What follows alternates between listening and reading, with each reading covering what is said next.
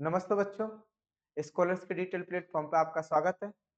देखते हैं 19 सितंबर की सेकंड शिफ्ट। इससे पहले वाली क्लास में सैटरडे को मैंने आपको करा दी थी, ठीक है, पहली शिफ्ट। अब देखेंगे सेकंड शिफ्ट। चलिए शुरू करें। क्वेश्चन नंबर फर्स्ट, कौन से भारतीय संगीतकार और सितार वादक नेशनल ऑर्केस्ट्रा ऑफ इंडिया के संस्थापक है? ठीक है, किसके संस्थापक है? नेशनल ऑर्केस्ट्रा और ऑफ इंडिया। तो देखो सितार वादक है, इससे भी पता कर सकते हैं सितार वादक का मतलब कौन है। अगर अपने भारत के प्रसिद्ध सितार वादकों की बात की जाए तो कौन है भाई? सबसे पहले तो पंडित रविशंकर, उनकी पुत्री अनुष्का शंकर,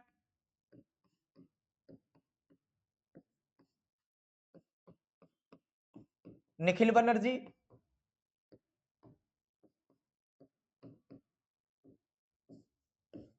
उस्ताद विलायत खान,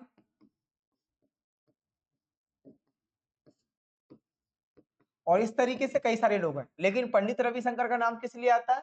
क्योंकि इनको 1999 में 99 में भारत रत्न से सम्मानित किया गया है। किससे? भारत रत्न से। ठीक है, और बात करोगे तो इनकी 5 बार ग्रेमी अवार्ड विनर है, 5 टाइम्स ग्रेमी अवार्ड विनर है ये।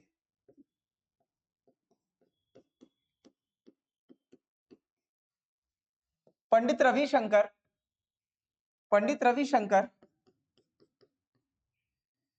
1981 में पद्म विभूषण से भी सुशोभित हो चुके हैं।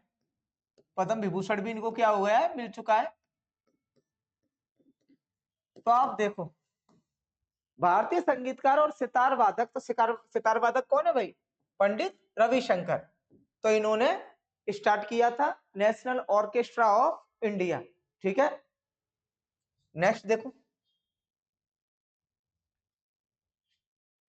वर्ष 2023-24 के लिए वित्त मंत्रालय का विनिवेश डिसइन्वेस्टमेंट, ठीक है ना, तो विनिवेश का एक लक्ष्य होता है जो कि वित्त मंत्रालय द्वारा डिसाइड होता है। ठीक है, तो वो क्या है भाई? 2023-24 के लिए कितना रखा है? 51,000 करोड़। कितना रखा है?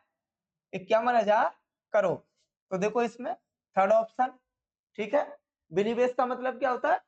डिसइन्वेस्टमेंट। नेक्स्ट देखो, गुट निरपेक्ष आंदोलन का पहला आधिकारिक शिखर सम्मेलन कहां आयोजित हुआ था? गुट निरपेक्षता का मतलब क्या होता है? तटस्थ रहना, तटस्थ रहना, यानी कि किसी तटस्थ रहना यानी कि किसी के ही पक्ष में ना रहना, किसी के पक्ष में ना होना। ठीक है, पक्ष में ना होना। सेकेंड वर्ल्ड वॉर 1945 के बाद, सेकेंड वर्ल्ड वॉर सेकेंड 1945 के बाद जो वर्ल्ड है आपका, वर्ल्ड है 2 पार्ट्स में डिवाइड हो गया, 2 भाग में बट गया।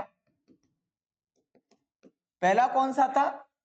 अमेरिकन ग्रुप, यूएसए ग्रुप, और दूसरा कौन सा था? Soviet union. ठीक है ना, सोवियत यूनियन यानी कि आज का रसिया, ये थे। ठीक है, तो ये वो कंट्रीज थे, गुट निरपेक्ष आंदोलन करने वाले वो कंट्रीज थे जो कि वर्ल्ड वार में ना तो अमेरिका के साथ थे ना ही सोवियत यूनियन। वर्ल्ड वार के बाद की बात हो रही है, तो दोनों में से किसी के साथ नहीं थे।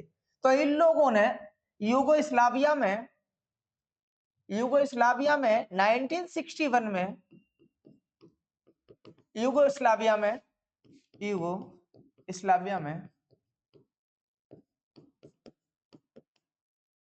एक सम्मेलन किया जिसमें नेहरू भी शामिल थे। कौन थे? पीएम नेहरू। ये उन देशों का सम्मेलन था, उन देशों का ग्रुप था जो कि यूएसए एवं सोवियत यूनियन दोनों को ग्रुप में जाना पसंद ना करें, क्योंकि उस टाइम पर ये टाइम आ गया था कि कुछ कंट्रीज यूएसए के साथ थी और कुछ सोवियत यूनियन के साथ। तो भारत ने, इजिप्ट ने, यानी कि मिस्र ने, और कई सारी कंट्रीज थी, लगभग 25 कंट्री थी उस टाइम पर, जिन्होंने तटस्थ रहने का यानी कि अकेले रहने का यानी कि किसी ग्रुप में शामिल ना होने का फैसला किया। ठीक है, तो कहाँ हुआ था भाई इसका सम्मेलन? यूगोस्लाविया। गुट निरपेक्ष आंदोलन का आधिकारिक सम्मेलन कहाँ हुआ? यूगोस्लाविया में। ठीक है, 1961 में। नेक्स्ट देखो, गंधर्व महाविद्यालय जिसकी स्थापना पंडित विनय चंद्र मौदल्य ने की थी, कहाँ स्थित है? कहाँ स्थित है भाई? न्यू दिल्ली में। स्थापना कब की थी? स्थापना अगर स्थापना की बात की जाए 1939 में। ठीक है, स्थापना की थी पंडित विनय चंद्र मौदगल्य ने, जिसका कहाँ की थी? न्यू दिल्ली में। इसमें क्या सिखाया जाता है भाई? अलंकार तक पूर्ण ज्ञान, अलंकार तक संगीत एवं नृत्य का पूर्ण ज्ञान, नृत्य का प्रशिक्षण दिया जाता है। ठीक है, प्रशिक्षण दिया जाता है यानी कि कंप्लीट।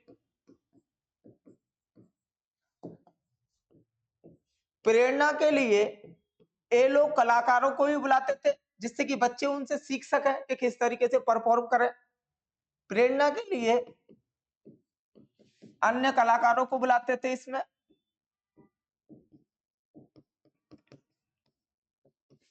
निमंत्रण देते थे। ठीक, तो ये क्या था भाई? संगीत एवं नृत्य का एवं तथा वादन का प्रशिक्षण केंद्र था गंधर्व महाविद्यालय, जिसकी स्थापना किसने की? पंडित विनय चंद्र मौदगल्य ने। अब देखिए, इस टाइम पर बात करें अगर हम, तो इसके प्रेसिडेंट यानी कि अध्यक्ष कौन है? अध्यक्ष कौन है इसमें गंधर्व महाविद्यालय में? मुदब मुदगल, मुदब मुदगल। ठीक है, तो कहां पर है भाई? ये न्यू दिल्ली में। ठीक है, नेक्स्ट,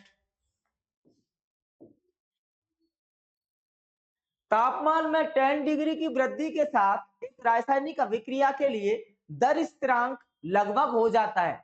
भाई टेम्परेचर है 10 डिग्री है और कोई रिएक्शन है, केमिकल रिएक्शन है। ठीक है, कोई भी रिएक्शन है x प्लस वाई, और इस तरीके से प्रोडक्ट बनना है एक्स वाई, तो ये क्या है भाई? अभिकारक। ठीक है, अभिकारक। और ये क्या है? उत्पाद।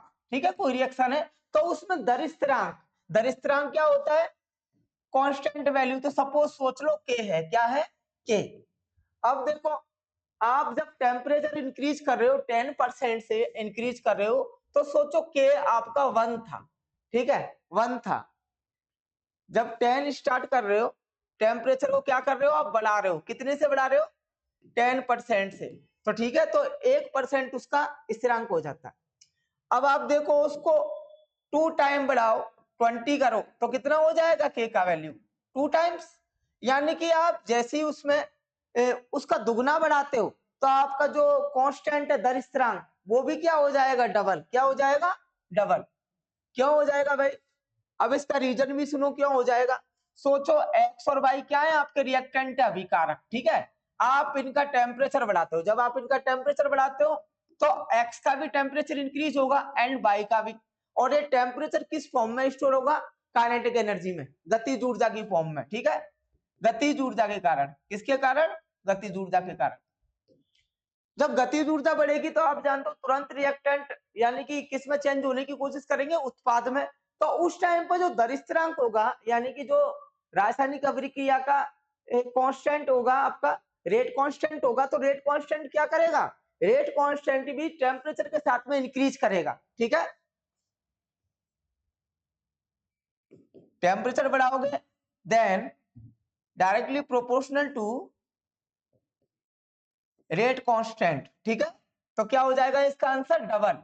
जब आप टेम्परेचर को इंक्रीज करोगे, सो जीरो पे आप जीरो किया, जीरो था तो उस टाइम पे के था, जैसे ही 10 बढ़ाया तो कितना हो गया? 2k हो गया, डबल हो गया। यहां से भी देख सकते हो। ठीक है ना। और किस कारण होता है? क्योंकि टेम्परेचर के साथ में जो आपके रिएक्टेंट है, जो आपके अभिकारक है एक्स और वाई, उनकी काइनेटिक एनर्जी बढ़ती है, गतिज ऊर्जा। और गतिज ऊर्जा बढ़ेगी तो भाई आपका जो रिएक्टेंट है वो उत्पाद बनाने के लिए, यानी कि अभिकारक उत्पाद बनाने के लिए उतनी तेजी से और रिएक्शन करेंगे, अभिक्रिया देंगे, ठीक है। इसलिए क्या बोलोगे आप, टेम्परेचर बढ़ाने पर आपका रेट कांस्टेंट या दर स्थिरांक क्या करेगा, इंक्रीज होगा, ठीक है। दोनों एक दूसरे के प्रोपोर्शनल है, इसलिए 0 टाइम पर क्या था के, और 10 बढ़ाया तो 2 के हो गया, 20 करेंगे तो कितना हो जाएगा 3 के, ठीक है ना, के टाइम्स इंक्रीज होता जा रहा है। नेक्स्ट देखो, निम्नलिखित में से कौन संयुक्त क्षेत्र उद्योग का एक उदाहरण है, ठीक है। संयुक्त क्षेत्र का मतलब क्या होता है, कम से कम 2 प्रतिभागी हो, ठीक है ना, 2 प्रतिभागी हो और फर्म्स हो, कोई कंपनियां हो, दो, या तो 2 लोग हो बिजनेसमैन हो या 2 फर्म्स हो, ठीक है। तो उसका संयुक्त उदाहरण कौन सा उद्योग है, 2 लोगों का कौन सा उद्योग है, क्योंकि यार स्टील अथॉरिटी ऑफ इंडिया की बात करोगे तो ये क्या है, सेल, क्या है, SAIL, steel authority of India, SAIL है। सेल का मतलब क्या है, गवर्नमेंट कंपनी, क्या है भाई, गवर्नमेंट कंपनी, ठीक है ना, गवर्नमेंट यानी कि पब्लिक सेक्टर के अंदर आती है, पब्लिक सेक्टर, पब्लिक सेक्टर के अंदर आती है। तो इसका मतलब क्या हो गया, इसका सारा की सारा जो स्वामित्व है, जो मेंबरशिप है वो किसके पास है, गवर्नमेंट के पास, जो स्वामित्व है, ठीक है ना, यानी कि जो मालिकाना हक है वो किसके पास हो गया, गवर्नमेंट के पास। उसके बाद बात करते हैं भारत हैवी इलेक्ट्रिकल्स लिमिटेड, यानी कि भेल, ये क्या है, भेल, जो भाई मशीन्स बनाती है ना, अपडेटेड मशीन बनाती है, आपने देखा होगा बॉयलर बनाना, हार्डशिप, ठीक है। इन कंपनीज का क्या है, देश के बाहर भी इन लोगों का उत्पादन है, ठीक है। नेक्स्ट देखो, तो भेल, भेल कैसी कंपनी है, भेल भी गवर्नमेंट बॉडी है, कैसी है, सरकारी तंत्र है, यानी कि सार्वजनिक है, पब्लिक है, ये दोनों तो सरकारी हो गया। उसके बाद बात करते हैं oil India limited, oil India limited, ठीक है ना, ये है कंपनी, ये दो के सहयोग से चलती है, गवर्नमेंट प्लस बर्मा कॉर्पोरेशन, ठीक है, बर्मा कॉर्पोरेशन, जिनमें इन दोनों के, गवर्नमेंट के और दोनों के शेयर हैं, क्या है भाई, शेयर है, यानी कि 2 लोग मिलकर इसको चलाते हैं, तो क्या हो जाएगा, ऑयल इंडिया लिमिटेड, क्या होगा आंसर, ऑयल इंडिया लिमिटेड, ठीक है। जो भारत की ऑयल इंडिया लिमिटेड है उसको 2 फर्म्स मिलकर चलाती हैं, एक गवर्नमेंट बॉडी चलाती है और एक क्या चलाता है आपका बुमरा कॉर्पोरेशन, ठीक है। और बाकी का Tata iron and steel company, इसका मतलब क्या है, टिस्को, क्या है, टिस्को, ये भाई जमशेदपुर में 1907 में जमशेद जी द्वारा ओपन की गई थी, ठीक है। तो ये कैसी फर्म है भाई, टिस्को, प्राइवेट यानी कि निजी, यानी किसी एक व्यक्ति के स्वामित्व के अंदर आती है, ये गवर्नमेंट बॉडी नहीं है, निजी है, ठीक है, टाटा ग्रुप का, तो इसको एक चलाता है, तो क्या हो जाएगा, ऑयल इंडिया लिमिटेड, बाकी की 2 क्या है ऊपर की, गवर्नमेंट बॉडी, ये तीसरी भी गवर्नमेंट बॉडी है, अब जाकर इसको 13वीं नवरत्न कंपनी बनाया गया है, अब ये फुल्ली गवर्नमेंट है, 13वीं नवरत्न कंपनी है आपकी, कौन सी, ऑयल इंडिया लिमिटेड, ठीक है। नेक्स्ट देखो, राष्ट्रीय करियर सेवा और माइक्रोसॉफ्ट इंडिया द्वारा डिजिटल कौशल के माध्यम से रोजगार के लिए संयुक्त डिजिटल कौशल पहल कौन सी है, यानी कि किसी स्कीम के बारे में पूछ रहा है जिसमें आपका माइक्रोसॉफ्ट और सरकार का प्लस गवर्नमेंट है जो, ठीक है ना, उसने कोई स्कीम चलाई है, उस स्कीम के बारे में पूछ रहा है, तो भाई कौन सी है वो, दिक सक्षम, ठीक है, कौन सी है, दिक सक्षम, ठीक। भारत प्लस माइक्रोसॉफ्ट, इन दोनों ने, ठीक है, एक साइट लॉन्च की है फॉर ग्रामीण एवं नव शहरी, यानी कि अभी अभी शहर घोषित हो रहे हैं के युवाओं के लिए टेक यानी कि टेक्नोलॉजी में स्किल्स प्रोवाइड करना, स्किल्स सिखाना, यानी कि उन्हें तकनीकी रूप से सक्षम बनाना युवाओं को, ठीक है। शुरुआत के वर्ष में इसको 2021 में इस योजना को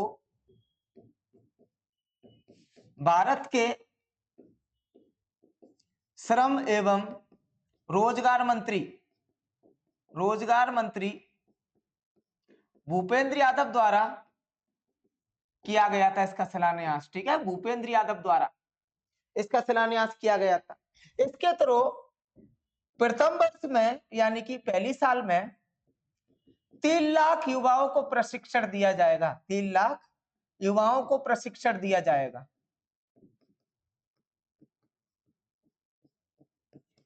भाई कौन सी ऐसा प्लेटफॉर्म बनाया है इन दोनों ने मिलकर?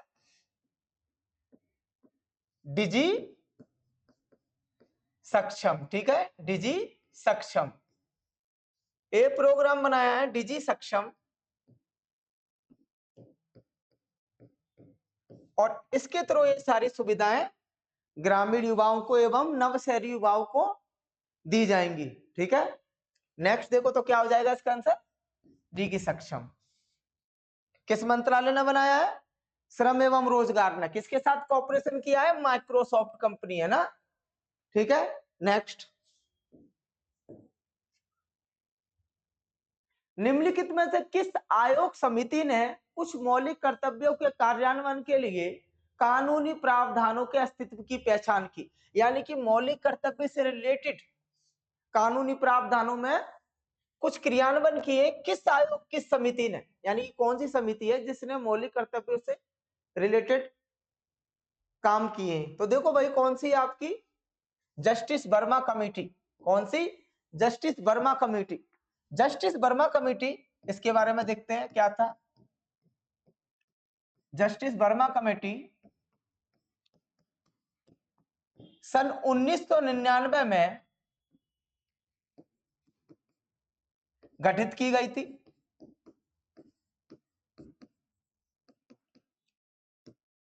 इस कमेटी के क्या प्रस्ताव थे और क्या स्वीकार किए गए? क्या चीजें निकल के आई इस कंपनी के, सॉरी समिति की रिपोर्ट में? क्या क्या था?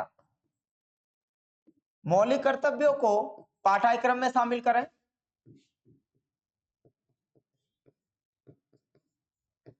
कक्षा पाठ्यक्रम में शामिल करें, यानी कि सिलेबस में डालें कोर्सेज के में। दूसरा, प्रशिक्षण प्रदान करें, प्रशिक्षण प्रदान करें। ठीक है, ए थे, इनको शामिल किया गया था जस्टिस वर्मा कमेटी की रिपोर्ट के बाद में सरकार द्वारा। तो जस्टिस वर्मा कमेटी ने क्या किया था भाई? मौलिक कर्तव्यों को कक्षा पाठ्यक्रम में शामिल करवाया था एवं प्रशिक्षण का भी प्रावधान रखा था। ये स्वेच्छा पर निर्भर करता था। ठीक है, कब गठित की गई थी? 1999 में। ठीक है, नेक्स्ट देखो,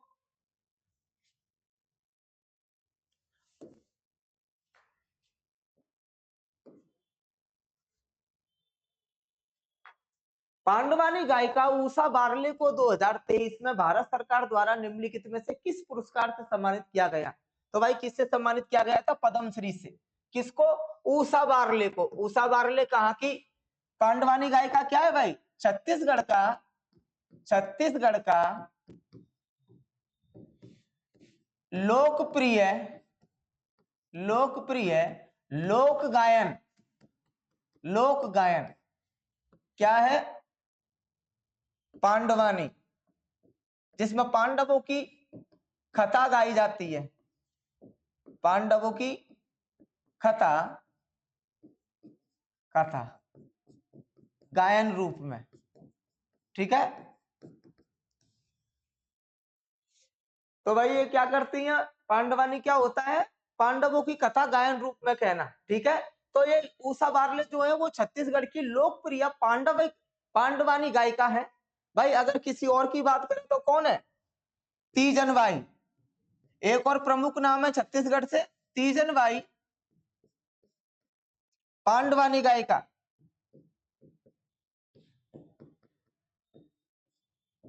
दो 2019 में देश के दूसरे सर्वोच्च पुरस्कार पद्म विभूषण से सम्मानित है। ठीक है, किससे सम्मानित है? पद्म विभूषण से। इतनी बड़ी गायिका है। तो इस पर काम यानी कि पांडवानी गायन पर काम पहले से भी हो रहा है, लेकिन उषा बारले 2023 में इनको पद्मश्री प्रदान किया गया राष्ट्रपति कार्यालय की तरफ से पांडवानी में, यानी कि दूसरा नाम सुनने को आया है, लेकिन पहले से कौन है? तीजन बाई। ठीक है, यहाँ उषा बारले के बारे में पूछा था तो इन्होंने क्या जीता है भाई? 2023 में पद्मश्री। ठीक है, तो इसको भी ध्यान रखना। नेक्स्ट, भारतीय संविधान के भाग 11 में अनुच्छेद 245 से 255 तक क्या है आया है, मतलब क्या रखा है इन अनुच्छेदों में, क्या किसका वर्णन किया गया है? तो किसका वर्णन किया गया है? केंद्र और राज्यों के बीच विधायी शक्तियों का और संबंध का। ठीक है, जो आपका संविधान का भाग 11 है, भाग 11 में क्या है भाई? केंद्र और राज्यों के बीच में विधायी संबंध। ठीक, विधायी संबंध। तो क्या हो जाएगा आंसर? तीसरा। विधायी संबंध कैसे होते? जैसे पहले केंद्र की कार्य क्षेत्र के, केंद्र के पास रक्षा विभाग होता है, परमाणु विभाग होता है, ऊर्जा विभाग होता है, डाक विभाग होता है, बैंकिंग प्रणाली होती है, मुद्रा होते हैं, रक्षा मामले होते हैं। उसी तरीके से राज्यों की विधायी शक्तियों के बारे में बताया गया है। ठीक है, तो 245 से लेकर 255 तक केंद्र और राज्यों के बीच में जो विधायी संबंध होते हैं उनके बारे में डिस्कशन किया गया है। ठीक है, नेक्स्ट देखो,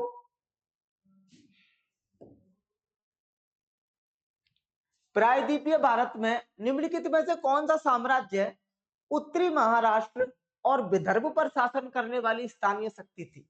ठीक है, महाराष्ट्र और विदर्भ आप जानते हो भारत के किस पार्ट में आता है? अगर बात की जाए,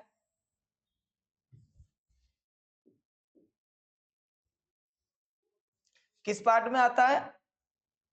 एक क्या है? श्रीलंका। दक्षिण पार्ट की यहां पर बात हो रही है, तो यहां महाराष्ट्र है। ठीक है, और विदर्भ इस तरफ, यानी कि उत्तरी पार्ट में ये महाराष्ट्र। इस राजवंश की बात की जा रही है, इस तरीके से था। ठीक है, महाराष्ट्र। तो ये कौन सा वंश था भाई?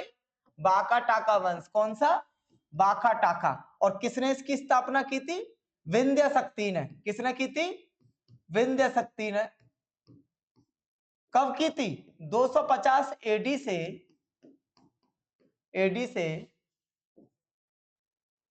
250 एडी से 270 एडी तक।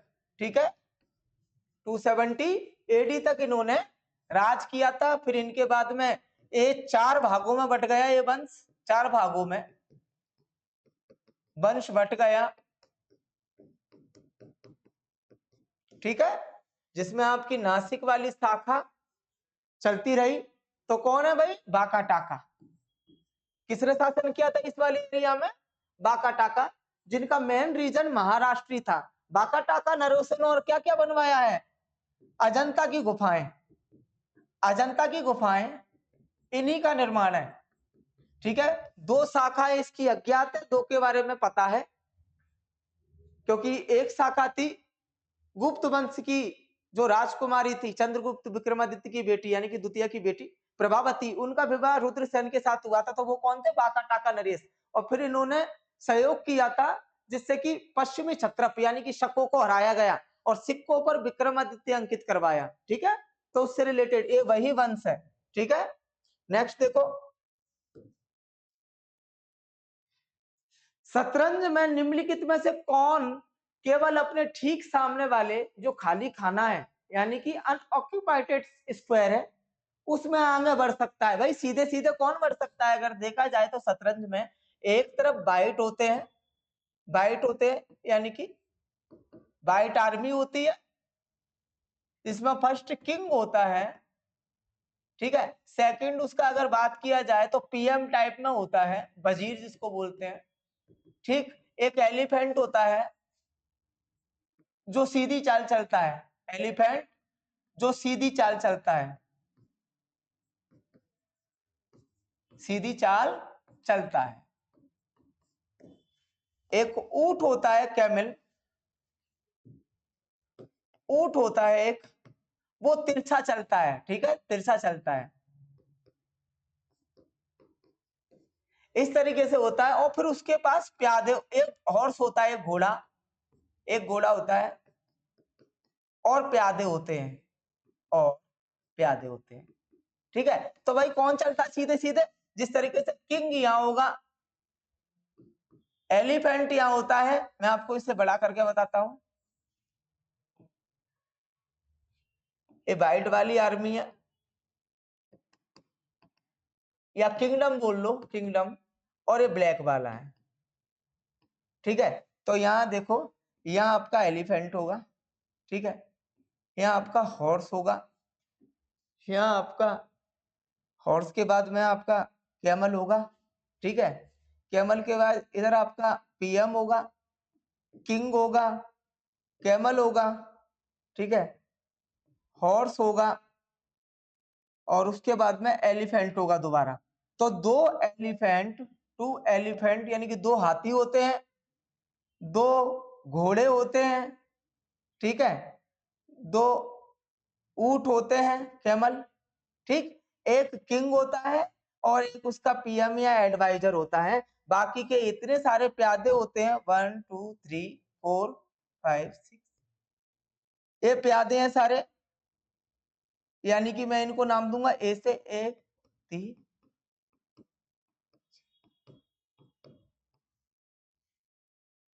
तो 8 उसके आर्मी पर्सन्स होते हैं। ठीक है, तो देखिए मैंने कैसा लिखा है, हाथी को सीधी चाल चलना है, यानी कि एलिफेंट सीधा ऐसे चल सकता है, ठीक है, हॉर्स जो है वो आपका तिरछा चलता है, दो चलकर एक चलेगा, कैमल आपका तिरछा जाएगा यानी कि इस तरीके से चलेगा, और आपका एक किसी भी तरफ चल सकता है जो पीएम या एडवाइजर है, और किंग आपका कभी कभी चलेगा।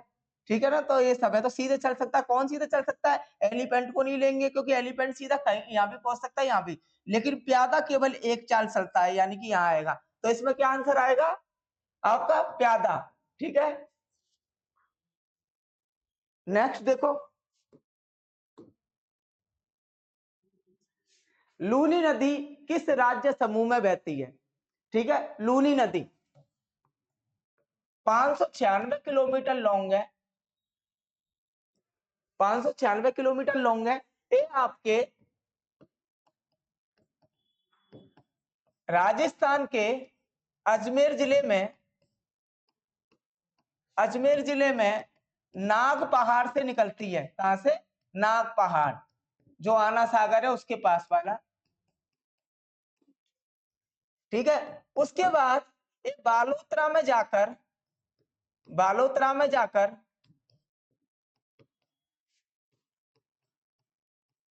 खारी हो जाती है। ठीक है, खारी हो जाती है यानी कि नमकीन हो जाती है। ठीक है, इसीलिए इसको और क्या बोलते हैं लूनी नदी को? लवणीय नदी, अति लवणीय नदी, अंत सलीला, कई सारे नाम है इसके। ठीक है, तो भाई ये 596 किलोमीटर लॉन्ग है, और ये फ्लो करती जाती है और बालोतरा में जाकर खारी हो जाती है। ठीक है, नमकीन हो जाती है, यानी कि आधी मीठी और आधी खारी। ठीक, उसके बाद गुजरात में जाकर रण के कक्ष में, रण के कक्ष में सूख जाती है, रण के कक्ष में समाहित हो जाती है, समाहित।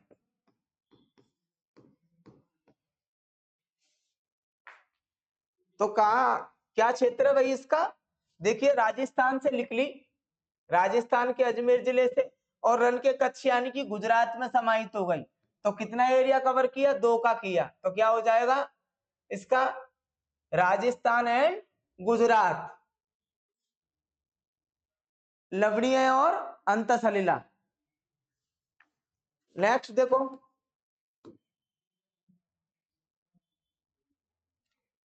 निम्नलिखित में से क्या उन लोगों के लिए छोटे ऋण का प्रावधान करता है जिनकी वित्तीय सेवाओं तक कोई अन्य पहुंच नहीं होती? अन्य पहुंच नहीं होती, तो क्या बोलते हैं उसको? सूक्ष्म वित्त। जो माइक्रो फाइनेंस है आपका, वो छोटे ऋण का प्रावधान करता है। ठीक है, तो क्या आ जाएगा आंसर में? Micro finance. ठीक है, माइक्रो फाइनेंस, सूक्ष्म वित्त। नेक्स्ट देखो, एग्रीकल्चर शॉर्ट शब्द का इस्तेमाल निम्नलिखित में से किस खेल के लिए किया जाता है? तो किसके लिए किया जाता है? क्रिकेट में। ठीक है, तो क्या नाम है इसका? Agriculture shot. इसको क्यों कहते हैं? खिलाड़ी द्वारा, और खिलाड़ी कौन सा? बैट्समैन। खिलाड़ी द्वारा बैट्समैन, ठीक है ना, बैट्समैन जो खेल रहा है खिलाड़ी द्वारा यानी कि बैट्समैन द्वारा खराब शॉट मारना, खराब शॉट मारना, शॉट मारना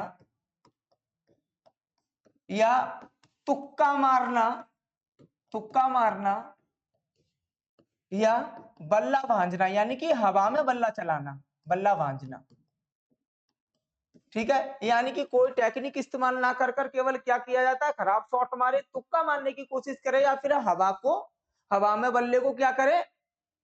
बल्ला भांजे यानी कि हवा में बल्ला मारे। तो इस शॉट को क्या बोलते हैं? Agriculture shot. ये किससे रिलेटेड है? क्रिकेट, ठीक है ना, यानी कि खराब शॉट या तुक्का मारना या हवा में बल्ला भांजना क्रिकेट से रिलेटेड है।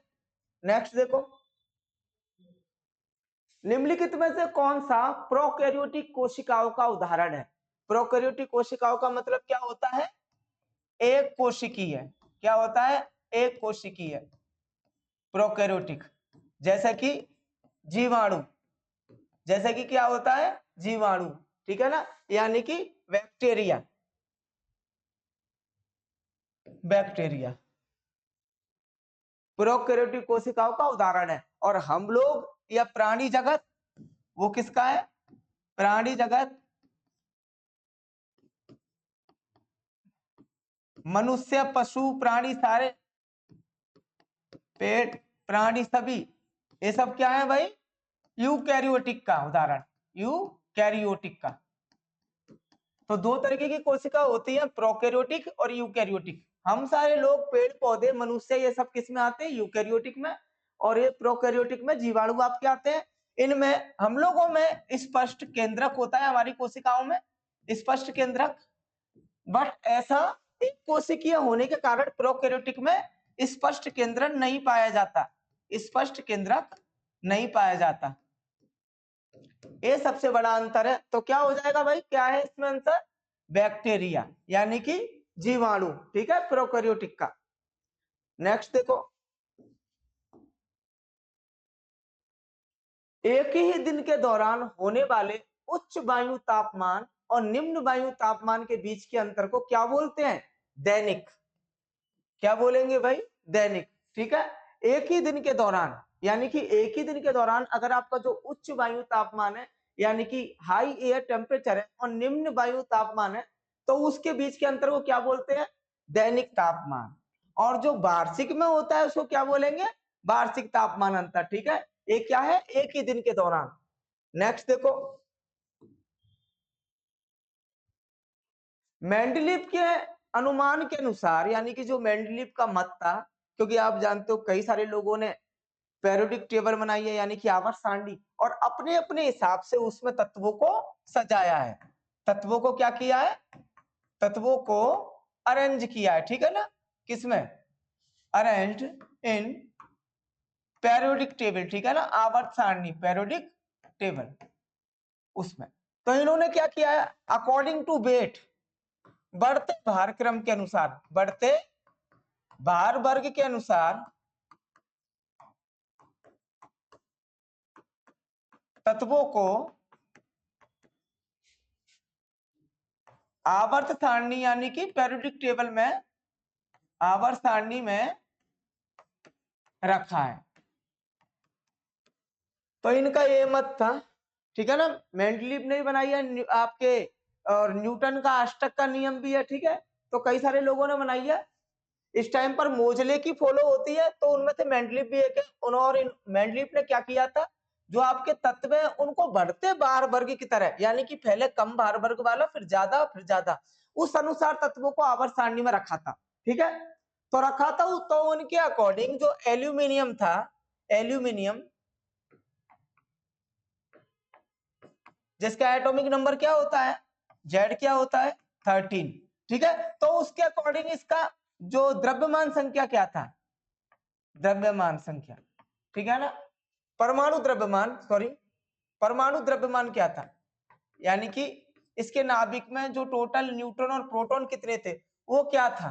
यानी कि एडिशन क्या होगा, जेड अगर 13 है तो उसका, तो भाई एडिशन क्या है, अगर अब इनके अनुसार देखें, मेंडलीव के अनुसार तो क्या था, बढ़ते बार बार क्या था 68, कितना था 68। लेकिन अब अगर मोजले के अनुसार बात करोगे आप, मोजले के अनुसार यानी कि जो अब चल रही है, मोजले के अनुसार जो वर्तमान में है, यानी कि अभी चल रही है वर्तमान में, मोजले के अनुसार अगर बात करें तो कितना है 26 है भाई परमाणु द्रव्यमान। ठीक है, तो दोनों में अंतर है और आप समझ चुके होंगे मैं क्या बता रहा हूं आपको।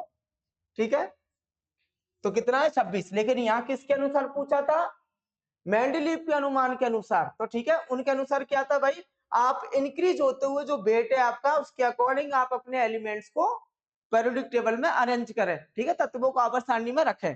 किस तरीके से, बढ़ते बार वर्ग, यानी कि पहले कम बार वर्ग वाला फिर ज्यादा बार वर्ग वाला। तो एल्यूमिनियम उनके अकॉर्डिंग 13 तो था, एटॉमिक नंबर यानी कि परमाणु क्रमांक जो होता है वो 13 तो था, लेकिन जो परमाणु द्रव्यमान है वो 68 था, बढ़ते बार वर्ग के अनुसार। ठीक है, लेकिन जो अब के अनुसार है, अब के अनुसार अगर हम परमाणु द्रव्यमान की बात करें एल्यूमिनियम के, तो कितना है 26। ठीक, तो क्या हो जाएगा आंसर में 68, क्योंकि हमें किन की बात करनी है, मेंडलीव के अनुसार। ठीक है, उनके अनुसार बात करनी है, तो क्या आंसर हो जाएगा 68। नेक्स्ट देखो,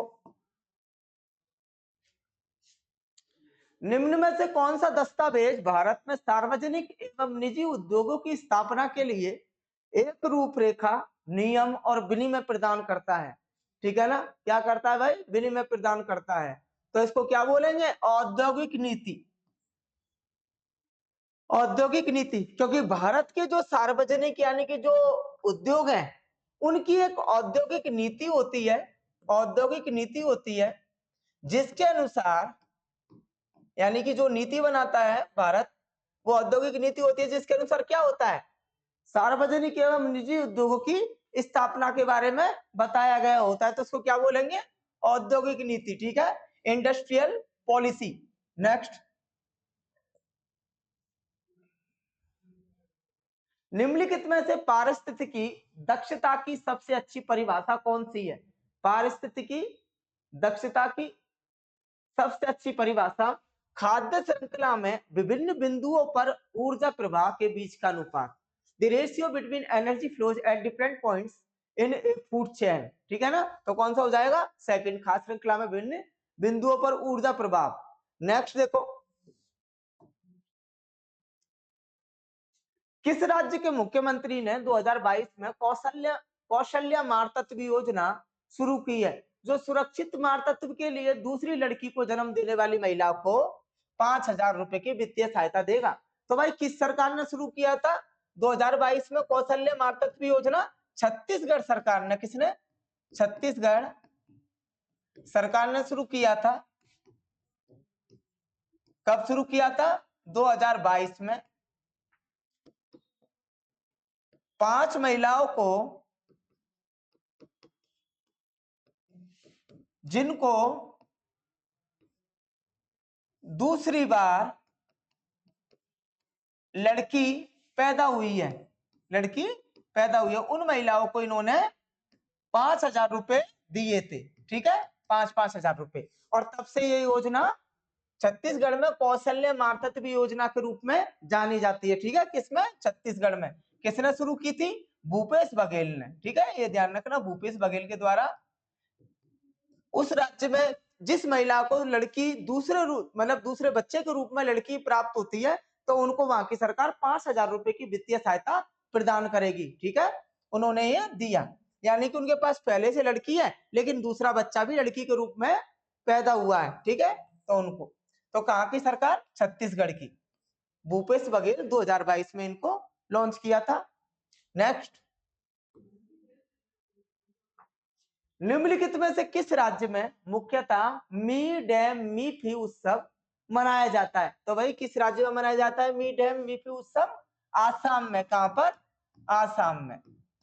किसके द्वारा मनाया जाता है, आसाम में अहोम समुदाय द्वारा, अहोम समुदाय द्वारा, समुदाय द्वारा।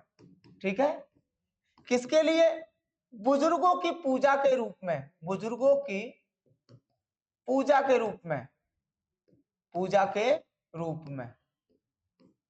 ठीक है,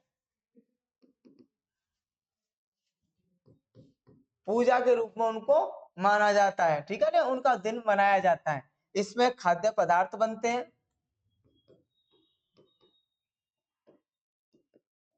तो भाई कहाँ की बात हो रही है, मीदम्बीफी कहाँ का उत्सव है, आसाम का। ठीक है, क्या क्या होता है मैंने आपको बता दिया। आसाम में अहोम समुदाय द्वारा बुजुर्गों की पूजा के रूप में, उन्हें श्रद्धांजलि के रूप में इनको मनाया जाता है। ठीक है, उसमें क्या बनाया जाता है, दम। दम एक स्तंभ के रूप में रसोई में लगाया जाता है। स्तंभ रसोई में। मी का मतलब पूजा, बुजुर्गों की पूजा। ठीक है, नेक्स्ट देखो, मुलायम सिंह यादव जिनका अक्टूबर 2022 में निधन हो गया, किस राज्य के मुख्यमंत्री रह चुके हैं, किसके रह चुके हैं, उत्तर प्रदेश के। किसके, उत्तर प्रदेश के। कितनी बार रह चुके हैं, 3 बार। कितनी बार, 3 बार। फर्स्ट टाइम 1989 से 91, ठीक है। सेकेंड टाइम 1993 से 1996, एंड थर्ड टाइम जो इनका कार्यकाल था वो 2003 से 2007। ठीक है, 3 बार, 3 बार। और एक क्या है उनका कार्यकाल, पहला, दूसरा, तीसरा। ठीक है, 3 बार मुख्यमंत्री रह चुके हैं, एवं रक्षा मंत्री भी रह चुके हैं केंद्र में। क्या रह चुके हैं, रक्षा मंत्री। 3 बार मुख्यमंत्री और 1 बार रक्षा मंत्री केंद्र में ये रह चुके हैं। तो कहाँ के मुख्यमंत्री थे, उत्तर प्रदेश के। इनके बेटे का नाम क्या है, अखिलेश यादव, एवं इनकी पार्टी का नाम क्या है। 1992 में इन्होंने समाजवादी पार्टी की स्थापना की। उत्तर प्रदेश में किसकी स्थापना की, समाजवादी पार्टी, जो अभी भी वर्तमान स्थिति में जिसको एसपी भी बोलते हैं शॉर्ट में, वर्तमान स्थिति में विपक्ष में दूसरी बड़ी पार्टी, विपक्ष में यानी कि कांग्रेस के बाद दूसरी बड़ी पार्टी, दूसरी बड़ी पार्टी। और अध्यक्ष कौन है इस टाइम पर इसके, अखिलेश यादव। कौन, अखिलेश यादव।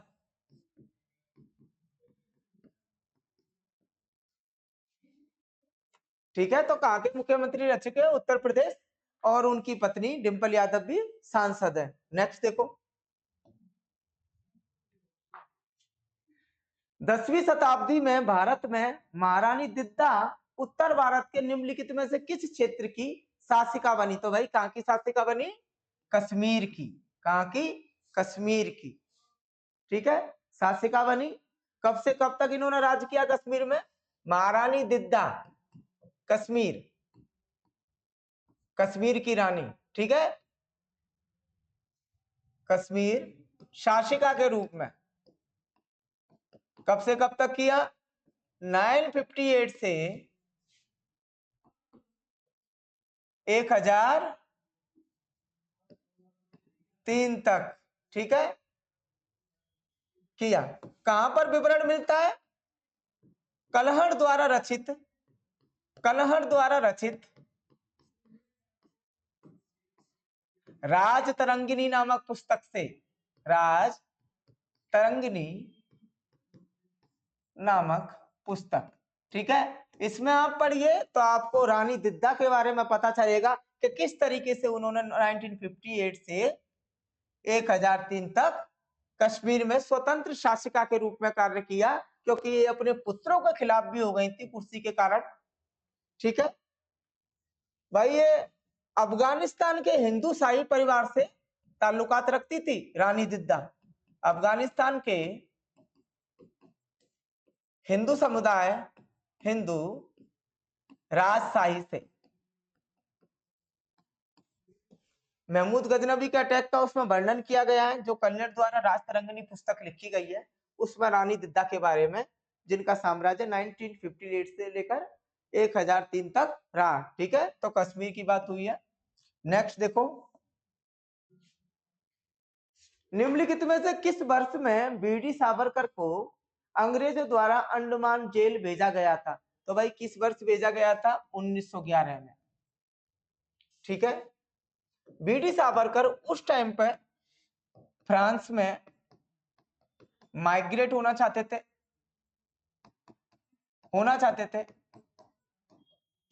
बट फ्रांस ने इन्हें खुद ही ब्रिटिश कंपनी को सौंप दिया।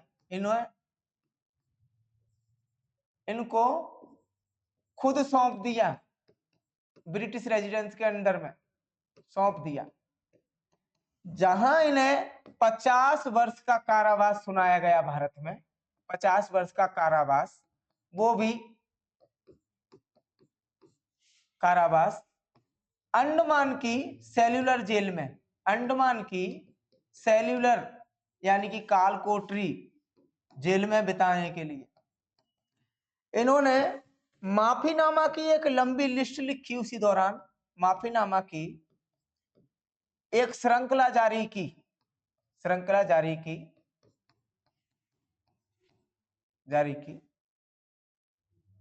जिसमें ब्रिटिश कंपनी के खिलाफ बोलने के लिए इन्होंने प्रॉमिस किया, ब्रिटिश शासन के खिलाफ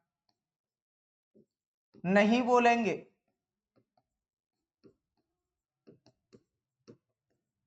1924 को इनको रिहा कर दिया गया। 1924 को रिहा कर दिया। उसके बाद ये हिंदू सभा में शामिल हो गए एवं 1966 को इनका निधन हो गया।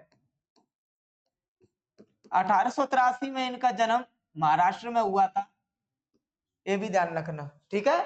तो भाई को 1911 में क्या हुआ था? फ्रांस द्वारा इनको ब्रिटिश शासन के सुपुर्द कर दिया गया था, क्योंकि ये क्रांतिकारी थे, यानी कि क्रांतिकारी एक्टिविटीज में रहते थे और ये उस टाइम पर महाराष्ट्र में थे। और इनकी जो एक्टिविटीज है स्वतंत्रता के लिए वो 1910 से ही स्टार्ट हो चुकी थी। तो इनको उस टाइम पे इनकी 10वीं कक्षा से शुरू हो चुकी थी। तो 1911 में इनको क्या कर लिया गया? पकड़ लिया गया, क्योंकि उन्होंने एक पत्रिका जारी की थी। उस टाइम पर एक पत्रिका जारी की थी जिसके खिलाफ थे अंग्रेज, और वो क्या थी? स्वतंत्रता से संबंधित थी, स्वतंत्रता से संबंधित। और वो अंग्रेजों को पसंद नहीं थी। तो अंग्रेजों ने इन्हें पकड़ना चाहा। ये फ्रांस में माइग्रेट होना चाहते थे, यानी वही बसना चाहते थे, लेकिन फ्रांस ने इनको खुद ही सौंप दिया ब्रिटिश शासन के लिए। ब्रिटिश शासन द्वारा इनको अंडमान की सेल्यूलर जेल, जिसको काला पानी की सजा भी बोलते हैं, वहां इनको भेजा जाना था। काला पानी की सजा वहां इनको भेजा जाना था, तो वहां इनको भेज दिया। फिर माफीनामा यानी कि इनको 50 साल सेल्यूलर जेल में गुजारने थे, लेकिन इन्होंने वहां से ब्रिटिश शासन के लिए एक लंबी श्रृंखला माफीनामे की जारी की और उसमें वादा किया कि वो आगे कभी बोलेंगे नहीं।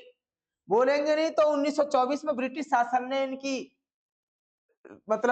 इनके प्रॉमिस को देखकर इनको वादा कर दिया और 1924 को इनको रिहा कर दिया। उसके बाद इन्होंने बहुत कम पार्टिसिपेट किया, बट कुछ टाइम पर हिंदू सभा के साथ कार्य किया एवं 1966 में इनका निधन हो गया। एक किस तरीके से उस टाइम में उजागर हो गए, क्योंकि 1948 में जब 30 जनवरी को गांधी जी की मृत्यु हुई तो उसमें इनका भी नाम आया था, इनका नाम बीडी सावरकर का। ठीक है। तो अब आपको ये बिल्कुल भूलोगे नहीं। तो 1911 में क्या हुआ था? बीडी सावरकर को 50 साल की कारावास हुई थी। कहां पर? अंडमान की सेल्यूलर जेल में। नेक्स्ट देखो, कंप्लीट हो गया। आप इसी तरीके से पढ़ते रहिए। नेक्स्ट टाइम हम लोग इससे आगे वाले PYQ सॉल्व करेंगे। Thank you so much.